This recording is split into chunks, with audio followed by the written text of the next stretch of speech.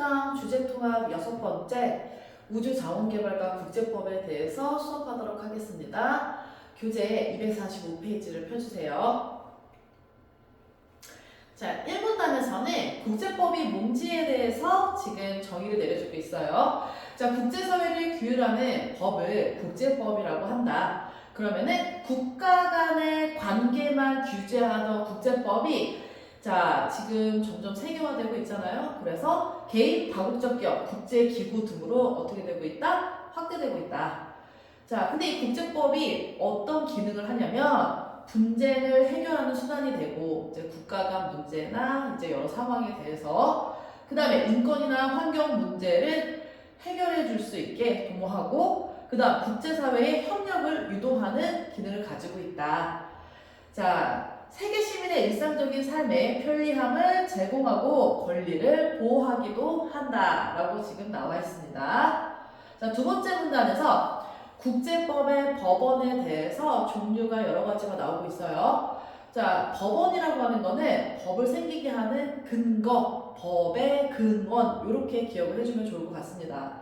자, 그러면 조약이라고 하는 거는 주체 간에 체결된 명시적인 합의. 명시적이라고 하는 건 뭘까요? 눈으로 볼 수 있게 분명하게 글로 써서 이제 사인해서 체결하는 걸 말하는데, 자, 국제협약이나 협정, 의정서, 국사시 간에, 한국사 시간에 많이 나왔던 단어들이죠. 자, 그럼 이런 조약은 국가 간의 약속으로 이루어진 것이다. 그 다음, 국가가 주체가 돼서 체결 당사국 간에만 구속력을 가진다. 그러니까 이거를 체결한 나라들끼리만 요 조약은 서로 이제 구속력을 가질 수 있다. 이게 굉장히 중요한 말인 것 같습니다.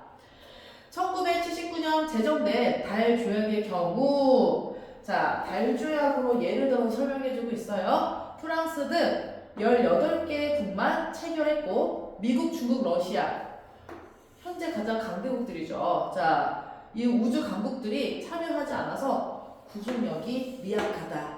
자, 그래서 조약은 국가 간, 체결한 국가 간에만 구속력이 있는 국제법의 법원입니다. 자, 세 번째 문단으로 넘어갈게요. 자, 세 번째 문단에서는 국제관습법에 대해서 나왔어요. 자, 첫 번째 조약이었고 두 번째 국제관습법. 자, 관습이라고 하는 단어 자체가 옛날부터 내려온다라는 뜻 알고 있죠? 국제사회에서 오랜 기간 반복되어 온 관행. 자, 옛날부터 그냥 자연스럽게 해왔던 쌓여져 있는 경험치들. 자, 이것들이 모두 국가에 대해서 구속력을 가지는 것을 국제관습법이라고 합니다. 자, 조약과의 차이점이 있죠. 조약은 체결한 당사국들 사이에서만 구속력이 있다면 관습법은 모든 국가에게 구속력을 가지는 게 가장 큰 특징입니다. 자, 예를 들어서 국내 불간섭의 원칙. 자, 그러면은 이거는 국내 문제에 다른 나라가 간섭하지 않는다. 이거는 옛날부터 계속 내려왔었던 관습법. 그래서 모든 국가가 이거에 대해서 지켜야 된다는 것을 인지하고 있다라고 볼 수 있어요. 법의 일반 원칙은 문명국이 공통으로 받아들이고 따르는 국내법에 수용된 법의 보편적인 원칙이다. 이런 내용이 3문단에 있었습니다.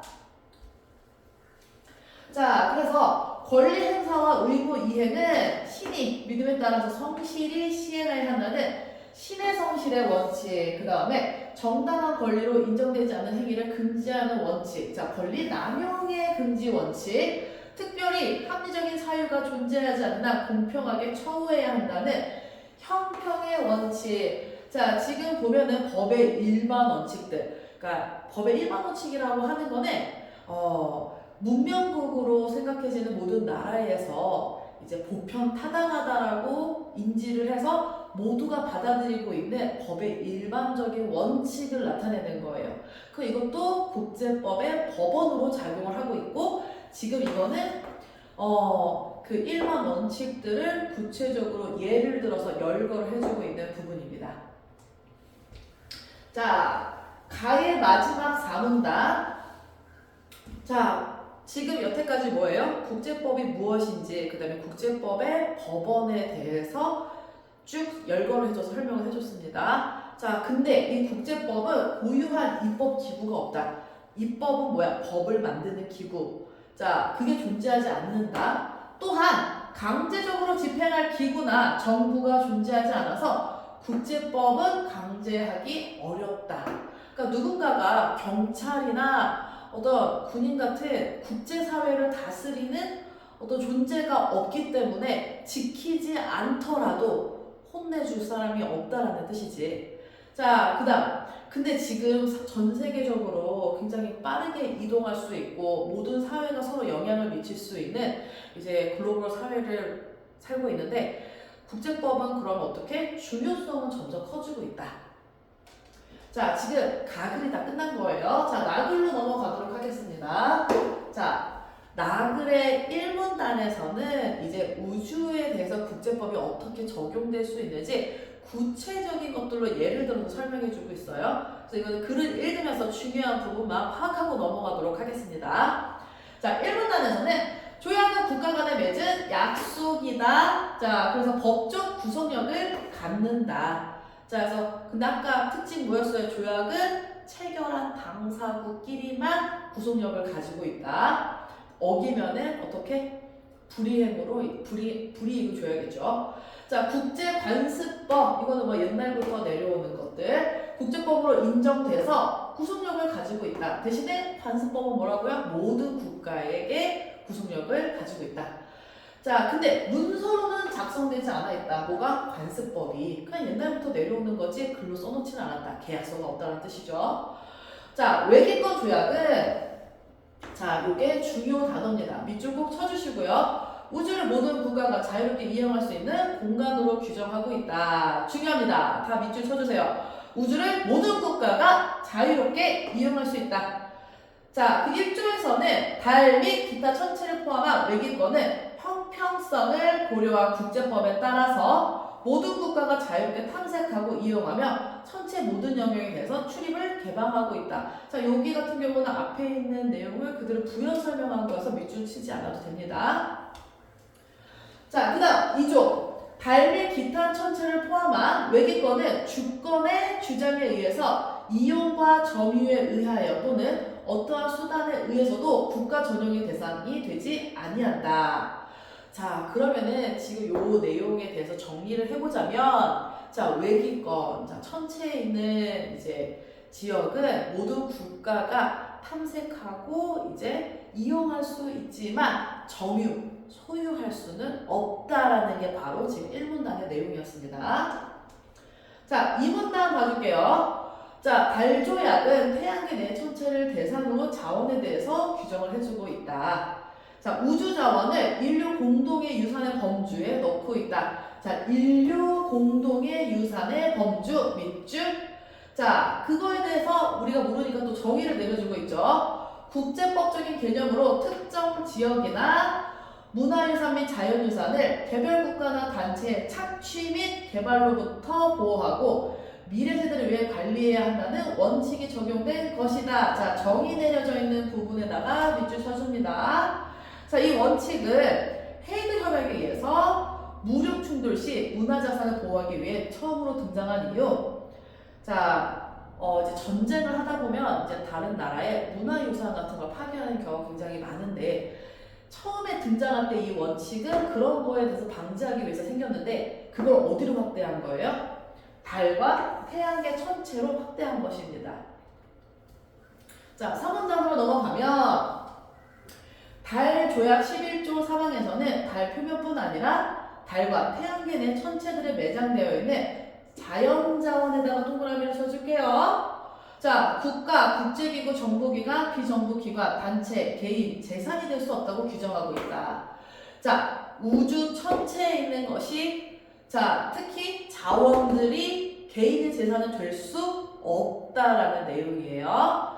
그리고 달과 태양계 내의 천체의 지표나 지하에 우주선이나 시설 및 인력을 배치했다고 해서 지표 및 지하의 소유권을 창출하는 것이 아니라고 명확하게 규정하고 있다. 여기서 제일 중요한 말은 소유권을 창출하는 것이 아니다라는 거예요. 자, 그래서 다시 한번 자원을 함부로 자기 재산으로 사용할 수 없고 소유권을 주장할 수 없다. 뭐에 대해서? 달 안에 있는 것에 대해서. 자, 그렇다고 해서 달 및 태양계 내 천체를 탐사하고 이용하는 걸 금지하는 것은 아니다. 자, 여기서 탐사는 자유를 누릴 수 있다라는 겁니다.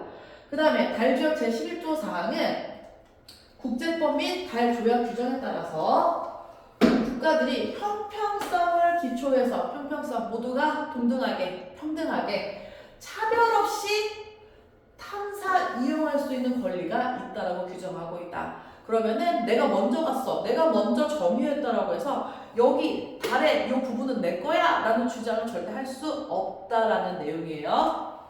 자, 그럼 마지막 나그의 마지막 4문단 내용 볼게요. 우주 자원을 탐사하고 이용할 권리는 있지만, 자, 여기가 중요합니다. 밑줄 쳐줄게요. 우주 자원을 탐사하고 이용할 권리는 있지만 소유권을 인정할 수 없다는 규정. 자, 근데 이게 어떻게 보면은 모순된 거 아닙니까? 라고 생각할 수는 있다라는 거예요. 어떻게 탐사하고 이용하는데 어떻게 소유를 할 수 없지? 자, 이에 대해 달조약은 국제적인 관리를 해결책으로 제시해서 우주 자원 채굴 가능성이 높아지는 시점이 되면, 자, 달조약 당사국이 이러한 자원 채굴을 관리하는 뭐가 필요하다? 국제 체제를 설립해야 되는 것을 우선 예정을 해주고 있다. 자, 그리고 우주 자원으로부터 얻은 혜택이 그걸 가져온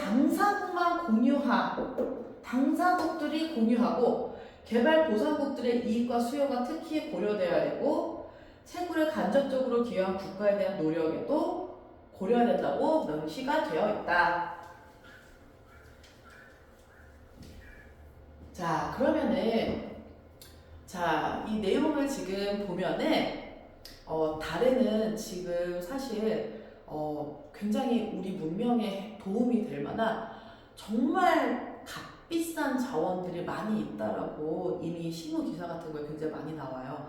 그래서 지금 강대국들 같은 경우는 달 탐사를 위해서 이제 많이 이제 보내고 있는데, 이제 우리나라 같은 경우에는 그럴 만한 재력이나 기술이 별로 없어서 지금 형평성이 사실 굉장히 많이 차이가 있는데, 이제 먼저 간 나라들이 와, 달의 이 부분이 내 거야 라는 거를 그렇게 소유권을 인정해주지 않고 있지만 먼저 탐사하고 이용하고 이제 개발할 수 있는 권리는 있다라는 내용이었어요.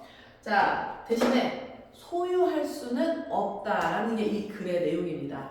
자, 그러면 이제 문제를 한번 풀어보도록 할게요. 자, 247페이지를 펴주고 1번 문제부터 같이 빠르게 해결하도록 하겠습니다. 가와 나에 대한 설명으로 가장 적절한 걸 고르라고 했어요. 이제 가장이라는 말이 나오면 어떻게 해야 돼? 자, 더 맞는 걸 찾아주는 연습을 해야겠지. 자, 1번. 국제법의 기능과 유형. 자, 기능은 뭐라고 그랬어요? 국제사회에서 분쟁을 해결할 수 있는 수단이 되고 있다. 근데 그 유형이라고 하는 거는 법의 원천, 근거가 되는 것들, 조약, 관습법, 그 다음에 법의 일반 원칙. 자, 이런 게 가의 글의 주된 내용이었습니다. 그 다음에 나에서는 국제법의 유형 중 조약의 사례에 대해서 설명하고 있다. 지금 조약의 사례에 대해서 천체에 관련된 외기권 조약을 토용해서 지금 앞에 있는 가의 내용을 설명해주고 있는 거죠. 그래서 1번의 답은 1번이 될 거예요. 자, 2번. 가와 나를 이해한 내용으로 적절하지 않은 걸 고르라고 했어요. 자, 그럼 틀린 거를 골라주는데 항상 이런 틀린 문제를 낼 때는 한 단어가 잘못된 거를 끼워 넣어져 있는 경우가 많아요. 이 문제도 바로 그런 문제입니다. 2번에 5번을 봐주세요. 신의 성실의 원칙은 이거는 법의 일반 원칙의 예시로 줄줄줄줄 나와 있던 거죠. 국제사회에서 오랜 기간 반복되어 온 관행, 이건 관습법에 대한 설명이다. 국제관습법. 그러니까 지금 뭐야? 한 단어만 잘못 끼워 넣어서 오답을 만들어주고 있는 거예요. 그래서 2번에 5번이 잘못된 겁니다. 자, 이제 3번 문제로 넘어갈게요. 3번에 옳지 않은 걸 고르라고 했어요. 자, 3번 봐줄게요. 법의 일반 원칙은, 아까 선생님이 뭐라고 했어요? 법의 일반 원칙은 모든 국가가 보편타당하다라고 인정해서 받아들이고 있는 법의 원칙들. 자, 이것은 한 국가의 국내법만으로는 구색하기 어렵기 때문에 국제법의 법원으로 인정되는 것이고, 이게 지금 말과 원인과 결과, 약간 인과성도 지금 다 떨어지고 전혀 다른 말이 되고 있습니다. 이거는 국내에서도 받아들이고 있는 것이고 국제적으로도 받아들이고 있는 게 지금 법의 1번 원칙이죠. 누구나 맞다라고 생각하는 것들, 우리가 항상 옳다고 생각하는 것들입니다. 그래서 3번의 답은 3번이 틀렸어요. 자, 4번 문제를 볼게요. 자, 우선 지도가 나오고 설명이 길어서 너무 읽기 싫고 두려움을 주는 유형인데 답은 의외로 굉장히 쉬웠어요. 아까 선생님이 중요하다고 한 부분 있지? 그것만 주의를 해도 답을 찾을 수가 있었어요. 자, 4번을 봐주면은 지금 A국, B국, C국 간의 대륙분 경계 확정 협상이 결렬된 것은 A, C국의 협약의 내용을 신의에 따라 성실히 이행하지 않을 것을 B국이 우려했기 때문이고, 자, 이 부분은 지금 굉장히 잘못됐죠. 뭐냐면 지금 대륙풍에 대한 조약을 A국과 C국만 조약을 체결했어. 그러면 아까 조약은 뭐라고 그랬죠? 구속력을 체결 당사자들만 가진다고 했지. 자, 그러면 여기서 B국은 A와 C가 지키지 않을까봐 걱정했다라고 하는 거는 문장 자체가 말이 안 되는 거죠. 원래 A와 C국만 지키는 게 조약이고 B국은 구속력이 없어. 그게 문제인 거지, 지금 여기에서. 그래서 지금 4번은 내용이 맞지가 않아요. 그래서 답은 4번이 되겠습니다. 자, 그 다음 5번을 볼게요. 가나를 바탕으로 보기에 대해 보인 반응으로 가장 적절한 걸 고르라고 했습니다. 자, 그럼 여기서 보기를 보면은 세 번째 줄, 미국은 2025년 우주인을 보내겠다고 선언했다. 밑줄 쳐주시고요. 강대국들이 달의 남극 탐사에 열을 올리는 이유는 달의 극지방은 태양빛을 덜 받기 때문에 물이 잘 보존돼 있고, 물이 있으면 우주인의 식수나 우주 작물이 재배할 수 있고 우주 개발에 발판을 쌓을 수 있으며, 남극의 분화구에는 희귀 금속이나 핵 융합 발전 핵심 연료가 풍부하다는 연구 결과도 있다. 자, 그럼 보기의 내용을 같이 한번 봤습니다. 자, 근데 1번을 봐주세요. 외기권 조약에 따르면 남극에 우주인을 보내겠다고 미국의 선언은 국제적으로 용인될 수 있는 것이군. 자, 외기권 조약에서 뭐라 그랬어요? 어떤 국가든 자유롭게 탐사할 수 있다. 탐사라고 하는 건 거기서 어떻게 관찰하고 탐색하고 분석하고 이런 모든 행동을 말하는 거지. 그러니까 이거는 자유롭게 모든 국가가 할 수 있다고 했어. 그러니까 미국이 달에 우주인을 보내겠다? 탐사하는 거 괜찮아. 대신에 소유는 안 돼. 요게 이제 조약의 내용이었습니다. 자, 그래서 5번의 답은 1번이 맞는 말이 되겠어요. 자, 그럼 오늘은 여기까지 하도록 하겠습니다. 다들 고생했어요.